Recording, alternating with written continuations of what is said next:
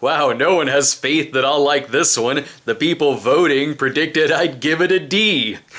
Thankfully for my sake, it wasn't that bad. But don't worry, I saw 2 movies last night, and one of them is so far the worst movie I've seen this year. But it wasn't this one. Marry Me is the movie where Jennifer Lopez is a pop singer who finds out her fiancé is cheating on her right before they were going to be married live in concert. So instead, she marries a random guy in the audience, a math teacher played by Owen Wilson. See, this movie's theatrical, so it's a rom-com. If it were a TV movie, they'd turn it into a Lifetime thriller. So yeah, you guessed it. It's pretty much an early 2000s throwback romantic comedy. It's less Notting Hill, and more if Made in Manhattan existed during the time of Instagram stories. I know that it's a movie where you have made up your mind from the trailer whether or not you want to see it, and nothing I say will change your mind on that. Hell, I was annoyed by the trailer for this, as some rom-com throwbacks I've seen like Home Again and Second Act were terrible, but this one,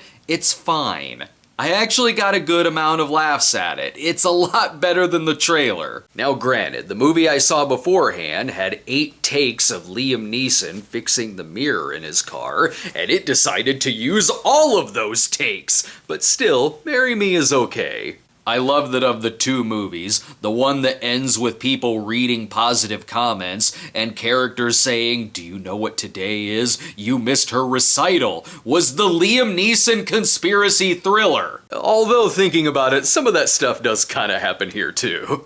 Honestly, this is just a nice, likable movie. It's easily carried by the 2 leads. Sure, Jennifer Lopez could play a part like this in her sleep, but she does bring some humanity to this role, and Owen Wilson is just great in it. You really root for this dude, as it's refreshing seeing a movie like this where the lead is just an all-around good guy.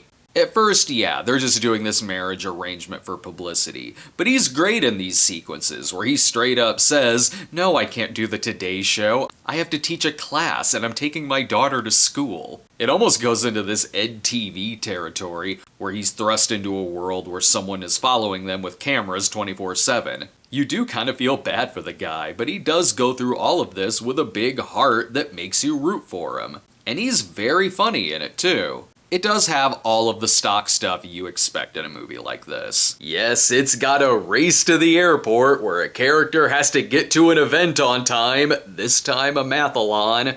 But it is still amazing what a movie can get away with if the 2 leads make it engaging enough and have good chemistry, which these 2 do. It does the 3rd act breakup, of course, although the character's reason for doing so is kinda understandable. It does, however, really force this villain character with her ex-fiancé. Yeah, sure, I get it. It makes sense he'd be an important part to this story. But the way they write him into these scenes and insert his conflict, it's like, why is he even there and who in the hell would agree to this stuff he's suggesting? Also, some of the supporting characters work. Sarah Silverman's got some funny bits, but other times they can be just one-dimensional and kinda loud. Overall, I'll give it a B. The movie's out Valentine's Day weekend, and it's perfectly serviceable for that. I can vouch it's a good date night movie. My wife went with me to see it because she wanted to hate watch it, but ended up liking it too. The movie's not deep, it's not anything provocative,